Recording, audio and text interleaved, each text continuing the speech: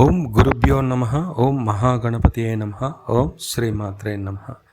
ఆత్మీయ సాధకులారా, ఈరోజు ఈ వీడియోలో మనం లక్ష్మీ వినాయక మంత్రం గురించి తెలుసుకునే ప్రయత్నం చేద్దాం. నిజానికి ఈ మంత్రం చెప్పే ముందు మీకు చిన్న వివరణ ఇవ్వాలి. చాలామంది లక్ష్మీ గణపతి మంత్రం అని మహాగణపతి మంత్రం అని చెప్పి మనకి చెప్పేస్తుంటారు. ఆ మంత్రంతోనే హోమం కూడా చేస్తుంటారు. నిజానికి లక్ష్మీ గణపతి మంత్రం వేరే, మహాగణపతి మంత్రం వేరే. లక్ష్మీ గణపతి మంత్రాన్ని ఓం శ్రీం హ్రీం క్లీం గ్లౌం గం గణపతి వరవరద సరోజనమే వసిమానే స్వాహ అని చెప్పేస్తుంటారు.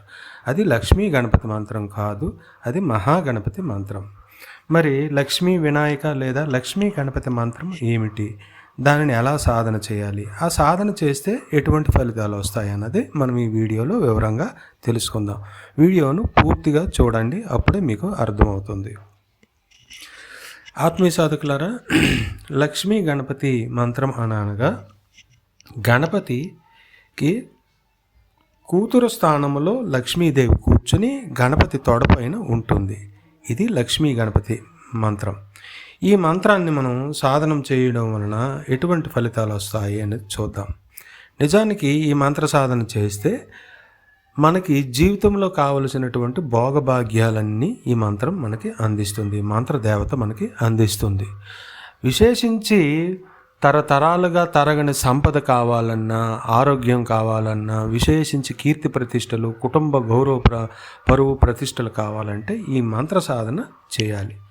ఈ మంత్రం ఒక 6 లక్షలు జపం చేశాక, లేదా తక్కువలో తక్కువ 4 లక్షల జపమైనా చేయాలి. 4 లక్షలు జపం చేస్తేనే ఇది సిద్ధిస్తుంది.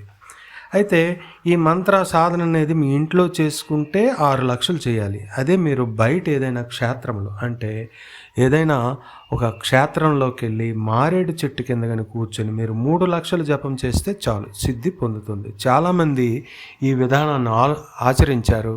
ఇంటి దగ్గర చేస్తే 6 లక్షలకి కానీ సిద్ధి పొందలేదు. కానీ క్షేత్రంలో మారేడు చెట్టు కింద కూర్చుంటే మాత్రం కొంతమందికి 2 లక్షలు జపం చేసినప్పటికీ మంత్రసిద్ధి కలిగింది. ఇకపోతే ఈ మంత్రమును మనం ఇంట్లో సాధన చేసుకోవాలనుకునేటప్పుడు లక్ష్మీ గణపతి ప్రతిమను లేదా ఫోటోను ఒకదాన్ని పూజ గదిలో అమర్చుకొని ఏదైనా ఒక శుభముహూర్తం, అంటే చవితి, చతుర్దశి, అలాగే బుధవారం రోజుల్లో మనం ఈ మంత్ర సాధనను ప్రారంభించవచ్చు. మంత్ర సాధన ప్రారంభించే ముందు మీ కులదేవతను, మీ గ్రామ దేవతను, మీ ఇష్టదేవతను, మీ తల్లిదండ్రులను, మీ పితృదేవతలను నమస్కరించుకొని మంత్ర సాధన ప్రారంభించండి. సాధనకు మీరు తెల్లని వస్త్రాలే ధరించండి. తూర్పుకు అభిముఖంగా కూర్చోండి. నెయ్యి దీపాన్ని పెట్టండి. దీపములో ఒత్తులు, తెల్లని ఒత్తులు లేదా పసుపు రంగు ఒత్తులు అయితే మంచిది. ఇక నైవేద్యంగా మీకు తోచినటువంటిది ఏదైనా సమర్పించవచ్చు. ఎక్కువగా కొబ్బరి బెల్లం కలిపినటువంటి నైవేద్యము, లేదా బెల్లము, లేదనుకుంటే ఎండు కిస్మిస్ లేదా ఎండు ద్రాక్ష, ఇలాంటివి నైవేద్యంగా పెట్టడం చాలా విశేషించి ఫలితాలు వస్తాయి. ఇక మీరు దీక్షాకాలం ఒక 41 రోజు పెట్టుకొని, లేదా ఒక 21 రోజు, అది దీక్షాకాలం మీ ఇష్టాన్ని బట్టి అనుసరించి ఉంటుంది. మొత్తానికి దీక్షాకాలంలో ఇంటి దగ్గర అయితే మాత్రం 6 లక్షలు జపం చేయాలి. 6 లక్షల జపం 21 రోజుకి రోజుకి ఎంత చేయాలనేది మీరే వర్గీకరించుకొని దానికి తగ్గట్టుగా మంత్ర జపాన్ని ప్రారంభించండి, లేదా 41 రోజైనా చేసుకోవచ్చు. ఇక క్షేత్రాలలోకి వెళ్ళి చేసేవాళ్ళు అక్కడ 11 రోజుల్లో కానీ 21 రోజుల్లో కానీ మీరు ఈ మంత్ర దీక్షను పూర్తి చేయవచ్చు అన్నమాట.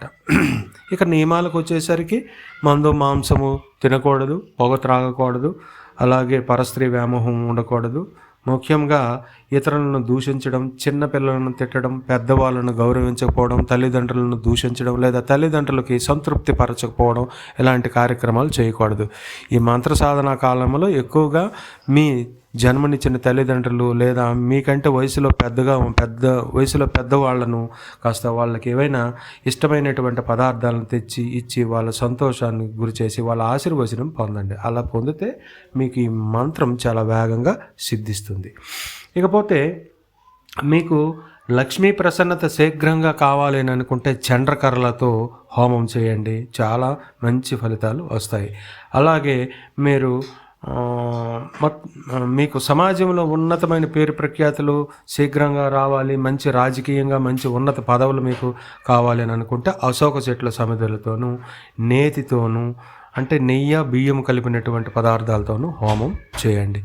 అలాగే మారేడు చెట్టు కింద కూర్చొని జపం చేసి మారేడు దళాలు మారేడు కాయలు కుదిరితే ఎక్కడైనా మారేడు సమిధులు అంటే మారేడు చెట్టును మనం ఎట్టి పరిస్థితిలో నరకకూడదండి.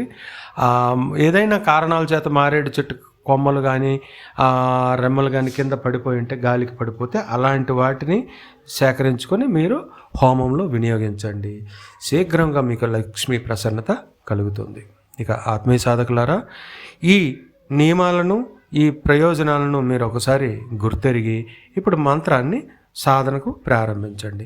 సాధనకు ముందుగా మీరు ధ్యాన శ్లోకము వినియోగం చెప్పుకొని వినియోగం తర్వాతను ఋషిన్యాసము అలాగే కరన్యాసము ఆ తర్వాతను హృదయన్యాసము చేసి తర్వాతను ధ్యాన శ్లోకం చెప్పుకొని ఆ తర్వాతను మంత్రాన్ని జపం చేయడం ప్రారంభించండి. అయితే మంత్ర జపం చేసేటప్పుడు ఈ మంత్రానికి గురూపదేశం కావాలని మీరు అనుకోవచ్చు.